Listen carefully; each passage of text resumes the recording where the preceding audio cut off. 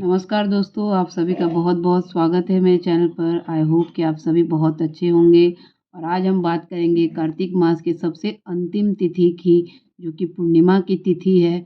उसी दिन कार्तिक मास जो कि सबसे पवित्र, शुभ और बहुत ही फलदायी मास माना जाता है हिंदू धर्म में, वह समाप्त हो जाएगा उस दिन और उस दिन को कार्तिक पूर्णिमा, देव दीपावली चाहे गुरु पूर्णिमा के रूप में भी मनाया जाता है। तो आज हम बात करेंगे कि गुरु पूर्णिमा या देव दिवाली उस दिन क्यों मनाते हैं, साथ ही आपको क्या-क्या करना है और आपको कैसे आप पूजा करनी है, ये सब हम आज इस वीडियो में बात करेंगे। इससे पहले अगर आप हमारे चैनल पर नए हैं, तो इसे सब्सक्राइब कर लें क्योंकि हर पूजा से रिलेटेड मैं कुछ अपडेट ज़रूर देती हूँ, तो वह अपडेट आपको भी मिले, इसके लिए बेल आइकन भी दबा लें, जिससे कि आप तक भी मेरी जानकारी पहुँच सके। तो चलिए फिर शुरू करते हैं कि कार्तिक पूर्णिमा सबसे पहले तो कब है। कार्तिक पूर्णिमा की जो तिथि है वह पड़ रही है आपकी 26 नवंबर को 26 नवंबर को शाम को ही 3:53 पे शुरू हो जा रही है और वह तिथि ख़त्म हो रही है 27 नवंबर को 2:53 पे। तो लगभग समझ लीजिए कि जो हिंदू धर्म में है उदय तिथि को ही माना जाता है, तो उदय तिथि के हिसाब से 27 नवंबर को ही कार्तिक पूर्णिमा मानी जाएगी और उसी दिन देव दिवाली भी मनाई जाएगी। तो आपको उस दिन एक चीज़ ये भी है दोस्तों कि देव दिवाली क्यों मनाते हैं ये भी जानना बहुत ज़रूरी है। तो आपको मैं बता दूँ कि आपने कभी शिव चालीसा पढ़ा होगा, तो उसमें एक लाइन है कि त्रिपुरासुर सन युद्ध मचाई, सबहि कृपा करि लीन बचाई। यानी कि जो त्रिपुरासुर असुर था, उसको मार के युद्ध में मार के सबको बचा लिया गया था। किसने बचाया था? भगवान शिव ने। भगवान शिव ने त्रिपुरासुर को मार के उस दिन जो अधर्म पे धर्म की स्थापना की थी और उस दिन ही उनको त्रिपुरारी नाम से पुकारा गया था। तो उसीलिए जो सभी देवता थे वो जीत की खुशी में सब काशी में गंगा घाट पे जाके दीप जलाए थे और दिवाली मनाई थी एक तरह से। तो इसीलिए कार्तिक पूर्णिमा पे देव दीपावली मनाते हैं। ऐसे तो और भी कई कारण हैं, जैसे कि बहुत ऐसा भी माना जाता है कि भगवान विष्णु जो है देवउठनी एकादशी पे जब उठते हैं तो वह जल में मत्स्य रूप में विराजमान रहते हैं और कार्तिक पूर्णिमा के दिन ही मत्स्य रूप को त्याग के बैकुंठ जाते हैं और सृष्टि का कार्यभार लेते हैं। और ये भी मानते हैं कि तुलसी जी का जो आगमन है वह भी कार्तिक पूर्णिमा के दिन ही बैकुंठ धाम में हुआ था, इसलिए भी कार्तिक पूर्णिमा की तिथि बहुत शुभ होती है। एक और कारण है कि सिख धर्म के गुरु नानक बाबा नानक जी थे, उनका जन्म भी कार्तिक पूर्णिमा में हुआ था, इसीलिए प्रकाश उत्सव मनाया जाता है। तो कार्तिक पूर्णिमा मनाने के तो ऐसे बहुत से ही कारण हैं और हिंदू धर्म में भी, सिख धर्म में भी। तो इस दिन खास करके सभी जगहों पे देव दिवाली मनाई जाती है और ख़ास करके हर जगह दिए जलाए जाते हैं।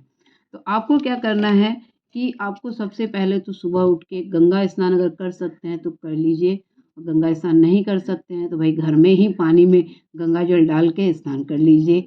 उसके बाद आपको घर को साफ़ सुथरा रखना है, घर को थोड़ा बहुत सजा देना है भाई, क्योंकि देव दीपावली है उस दिन। और आप उस दिन चाहें तो दान दक्षिणा भी कर सकते हैं, खास करके चीनी, चावल या दूध का, सफ़ेद चीज़ों का दान करें, बहुत ही अच्छा रहता है। उस दिन सत्यनारायण भगवान की कथा भी कराई जाती है, बहुत ही विशेष माना जाता है उस दिन सत्यनारायण भगवान की कथा कराना। अगर आप करा पाएँ तो ठीक है, नहीं तो भई जैसे है वैसे ही मनाएँ देव दिवाली। तो उस दिन आप क्या करें, घर को सजा दें, घर के मुख्य दरवाजे पे तोरण लगा दें। फिर ये सब करके उस दिन ख़ास करके आप शाकाहारी भोजन करें, कोशिश करें लहसुन प्याज़ भी उस दिन ना खाएँ। तो शुद्ध साफ-सुथरा भोजन करें। उसके बाद शाम को क्या करें, शाम को भगवान विष्णु जी के साथ-साथ लक्ष्मी जी का पूजा करें। घर में मंदिर को अच्छे से सजा के विधिवत पूजा करें। कलश बैठाएँ चाहे ना बैठाएँ ये मैटर नहीं करता, लेकिन विधिवत पूजा करें। अच्छे भोग लगाएँ भगवान को। कुछ नहीं बना सकते तो मिठाइयाँ ही लाके लगा दें भोग में। साथ ही आपको 11 दीपक जलाने हैं। 11 दीपक उस दिन ज़रूर जलाइए घर पे। 11 दीपक में घी का दीपक हो, तेल का दीपक हो, वो भी चलेगा। फिर आपको क्या करना है, पूजा कर लेने के बाद उन 11 दियों को घर के हर एक कोने में रख देना है। खास करके घर के मुख्य दरवाजे पे ज़रूर रख दीजिएगा। ये सब हो जाए तो आपकी जो पूजा है वो संपन्न हो जाएगी। पूजा कर लेने के बाद अगर आप एक काम कर सकें तो करिए कि आपके घर के पास में हो चाहे दूर में, कोई छोटा या बड़ा मंदिर में जाएँ, 1 दीपक, 2 दीपक, 5 दीपक, चाहे 11 दीपक, जो आपको ठीक लगे उतने दीपक ज़रूर जलाइए, जिससे कि भगवान का घर में भी रोशनी हो। उसका बड़ा ही विशेष महत्व है उस दिन, क्योंकि उस दिन दीपदान करना बहुत ही शुभ माना जाता है। चंद्रमा को दीपक दें, तुलसी के पौधे के पास दीपक दें, अगर घर के आस-पास अशोक वृक्ष हो तो उसको भी दीपक दें, और अगर संभव है घर के बगल में कोई पोखरा, तालाब या नदी घाट है, तो वहाँ जाके भी दीपदान करें। क्योंकि ऐसा मानते हैं कि इस दिन कार्तिक पूर्णिमा के दिन अगर आप किसी घाट पे अगर कोई मनोकामना कह के दीपदान करते हैं, तो वह मनोकामना जल्द से जल्द पूर्ण होती है। और साथ ही उस दीपक को आप पत्ते पे रख के अगर प्रवाहित कर दें जल में, तो आपके ऊपर कोई कर्ज हो, तो उससे भी आप मुक्त हो जाते हैं जल्द से जल्द। तो ये सब काम है जो आप कर सकते हैं। देव दीपावली है तो ज़्यादा से ज़्यादा आप दीपदान करेंगे तो बहुत अच्छा रहेगा। इस तरह से आपको देव दीपावली मनानी है।